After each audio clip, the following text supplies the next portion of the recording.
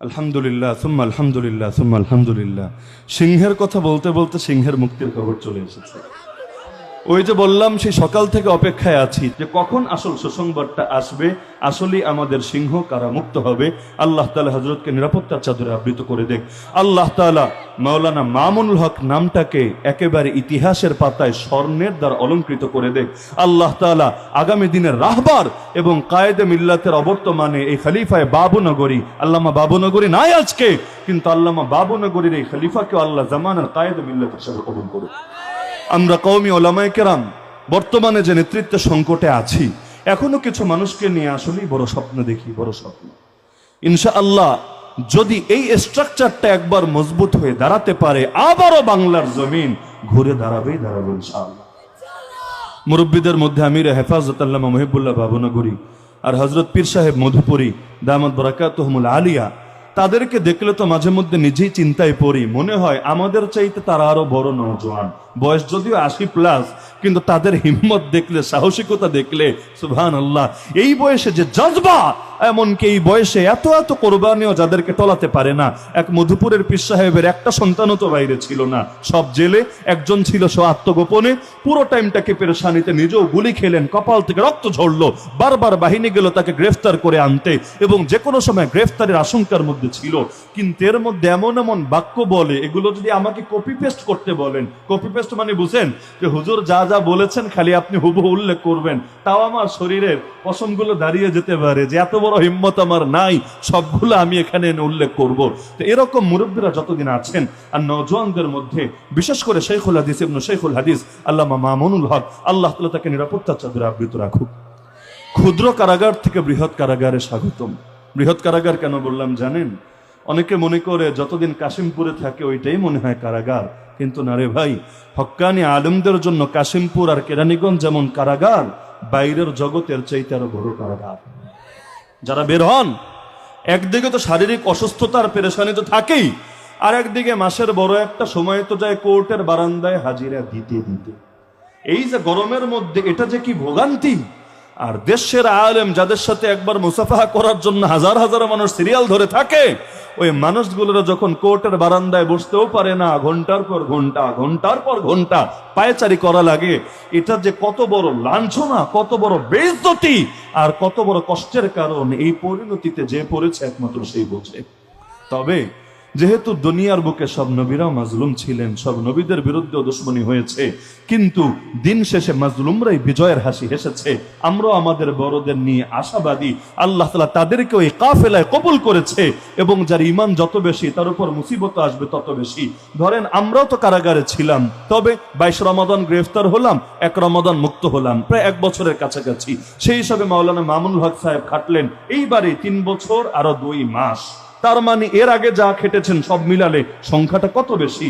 তবে এর মানে এটা না যে তারা পিছিয়ে গিয়েছেন, বরং এর মানে এটা আল্লাহ তাদের ঈমানকে আরো বেশি কবুল করেছেন। কারণ হাদিসে আছে ইউবতালার রাজুলু বিহাসাবি দীনিহি, প্রত্যেকের দিনদারি আর ঈমান অনুপাতে তার উপর মুসিবতে আসবে। আল্লাহ আমাদের বড়দেরকে ঈমানও দিয়েছেন বেশি, মুসিবত এসেছে বেশি। পরীক্ষা যখন শেষ হবে, রবের ঘোষণা চলে আসবে, ওয়াজআলনাহুম আইম্মাতান ইয়াহদুনা বিআমরিনা লাম্মা সাবারু ওয়া কানু বিআয়াতিনা ইউকিনুন। বান্দা যখন সবরের পরিচয় দিবে আর প্রচন্ড মুসিবতে পড়েও রবের আয়াতের উপর ঈমান আর ইয়াকিন রাখবে, আল্লাহ তাদেরকে জাতির নেতা বানাবেই বানাবে। টিটকারি মারনেওয়ালারা এখন কই যাবে? 501 বলে বলে যারা টিটকারি মেরেছিল, সাউন্ড গ্রেনেড বলে যারা হুঙ্কার ছুড়েছিল, এতকাল পর্যন্ত বাঘের অনুপস্থিতিতে শিয়ালরা লেজ নাচিয়ে নাচিয়ে যে মাস্তানি করেছিল, আমার আসলে দেখতে খুব মন চাচ্ছে আগামী দিনে তারা কোথায় গিয়ে লুকাবে। আমি কারো অন্তরে আঘাত দিতে চাচ্ছি না, তবে মুমিন আর মুনাফিক পার্থক্য হওয়ার সময়ও চলে এসেছে। উহুদ যুদ্ধে নবী বের হয়েছিলেন 1000 জনকে নিয়ে, মাঝখান থেকে 300 জন কিন্তু নাই হয়ে গিয়েছে। এই 300টা কিন্তু মুনাফিক ছিল চিহ্নিত ভাবে। সুতরাং মানুষ বেশি হতে হবে এটা জরুরি না। 313 জনের সেই বদরের 313, তালুত নবীর সঙ্গে 313-র মতো এই যুগেও যদি খাঁটি ঈমানদার কিছু মানুষ ময়দানে নামতে পারে, ইসলামের বিজয় কেউ পারবে না ঠেকিয়ে রাখতে। তো মাওলানা মামুনুল হক সাহেবের জবানে, সাখাওয়াত হোসেন রাজি সাহেবের হিম্মতে, মাওলানা হারুন ইজহার সাহেবের মতো উম্মার দরদে, আর আমাদের মুরব্বীদের, এই নেতৃস্থানীয় মুরব্বীদের ছায়াতলে আমি এখনো আশাবাদী এই যাতে শীঘ্রই ঘুরে দাঁড়াবেই ইনশাআল্লাহ। পর্যন্ত মানুষ কওমি ওলামায়ে কেরামকে নিয়ে সবচেয়ে বেশি আশা করে। এই যে ফরিদপুরের পঞ্চপল্লীতে একটা ঘটনা ঘটে গেল, অতীতেও এরকম যতবার বিপর্যয় এসেছে দেখবেন মানুষ কিন্তু কওমি আলেমদের ডাকের অপেক্ষায় প্রহর গুনেছে, যে আমাদের আলেমরা যদি ডাক দেয়, আরে শুধু কওমির হুজুররা ডাক দিলে কওমির মানুষরাই নামে তা না, এই দেশের মানুষরা দল মত নির্বিশেষে সকলে তাদের ডাকে কাফনের কাপড় গায়ে দিয়ে পর্যন্ত ময়দানে নামে। এখন যদি আমাদের বড়রা ঐক্যবদ্ধ হয়ে যদি জাতিকে গাইড করতে পারে, আমি আশাবাদী এই যে নাস্তিক্যবাদী ফেতনা আর পশ্চিমা অপশক্তি নতুন করে মাথাচাড়া দিয়েছে, তারা যে এই দেশের মধ্যে ট্রান্সজেন্ডারবাদ ঢুকাতে চাচ্ছে, শিক্ষা ব্যবস্থার মধ্যে নাস্তিকতা আর কুফর শিরিককে ছেড়ে দিতে চাচ্ছে এবং এই দেশের ইসলাম আর মুসলিম উম্মার ঈমান নিয়ে ছিনিমিনি খেলছে, ওদের পতন হবেই হবে ইনশাআল্লাহ। আর সরকার যারাই থাকুক আর যারাই আসুক, আপনার যখন পাওয়ার থাকবে আপনাকে সবাই স্পেস দিতে বাধ্য, এটাই মূল কথা। কারণ ক্ষমতার রাজনীতিতে কোনো জিনিস স্থায়ী না, এখানে যে কোনো সময় মূলনীতি পরিবর্তন হতে পারে, তবে আপনাকে পাওয়ার অর্জন করতে হবেই হবে, যে ধারার যে সরকারি হোক। হেফাজত কিন্তু বারবার এই কথাটাই বলে যে আমরা নাস্তিক্যবাদী সেকুলার অপশক্তির বিপক্ষে, আমরা শুধু ক্ষমতাসীনদের বিপক্ষে। বিষয়টা এমন না, কারণ ক্ষমতায় থেকে কেউ যদি দ্বীনের খাদেম হয়ে যায় তার সাথে দুশ্মনী রাখার কোনো অর্থ আছে? আরে বলেন না। আর ক্ষমতায় না থেকেও কেউ যদি ইসলামের দুশমন হয়ে যায় তাকে বন্ধু ভাবার কোনো দরকার আছে? তো কে ক্ষমতাসীন দল কে বিরোধী দল এটাই মুখ্য কথা না, কে ইসলামের পক্ষে আর কে ইসলামের বিপক্ষে এটাই মূল কথা। কেউ যদি ক্ষমতার বাইরে থেকেও নাস্তিক্যবাদী চেতনা লালন করে, ওর বিরুদ্ধে প্রতিবাদকে তো ফরজ দায়িত্ব মনে করতে হবেই হবে। তো আলহামদুলিল্লাহ ব্যক্তিগতভাবে আশাবাদী ইনশাআল্লাহ, যেহেতু বড় জুলুম চলে গিয়েছে এবং আমার অভিজ্ঞতা বা আপনাদেরও হয়তো অভিজ্ঞতা এমন, ব্রিটিশ শাসনের পরে 1947 যে দেশ ভাগ হলো, এরপর থেকে সবচাইতে বড় জুলুম আলেমদের উপরে 2021 সালে ঘটে গিয়েছে।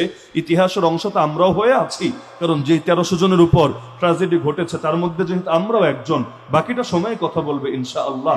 তো এই যে 1300 জন আলেম এবং নেতৃস্থানীয় আলেমের উপর এত বড় জুলুম হয়ে গেল, আপনার কি ধারণা এর বদলা আল্লাহ দিবে না? শুধু আখিরাতে দিবে, দুনিয়াতে দিবে না? অবশ্যই দিবে। ইসলাম জিন্দা হোতা হয় হর কারবালা কে বাদ। সুতরাং কারবালা যতবার রচিত হবে এরপর ইসলামের জাগরণ হবেই হবে ইনশাআল্লাহ। অনেকে আবার টিটকারি মারে, বলে হুজুর কি পেরেছেন আপনারা?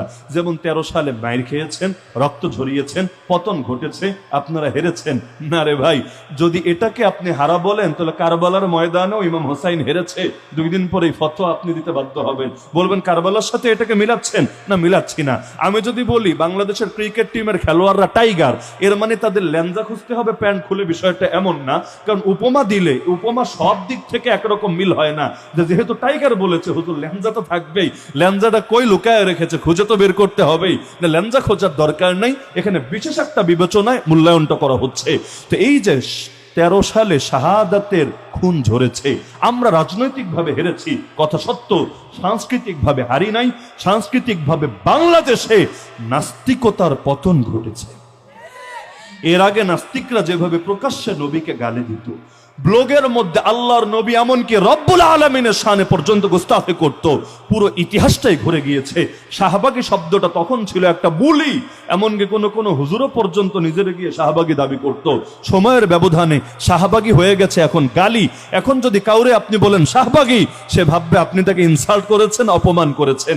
ইতিহাস ঘটতে বেশি সময় লাগে না। আজও যারা বাংলাদেশের মধ্যে নিষিদ্ধ জিনিসগুলো আমদানি করতে চায়, সমকামিতা বাংলাদেশের আইনে নিষিদ্ধ না, LGBT বাংলাদেশের আইনে নিষিদ্ধ না, এমনকি ট্রান্সজেন্ডার বা শরীফ হয়ে যাবে শরীফা, এখনো পর্যন্ত এগুলো সাংবিধানিক এবং আমাদের ঐতিহ্যের সাথে সাংঘর্ষিক না, সবকিছু। তারপর এক শ্রেণীর লোক এই ধান্দামি এই ভণ্ডামি আমদানি করতে চাচ্ছে। আমরা যদি ঐক্যবদ্ধ হয়ে শক্ত হয়ে ময়দানে নামতে পারি, দেখবেন ওরা লেজ গুটিয়ে পালাতে বাধ্য হয়েছে।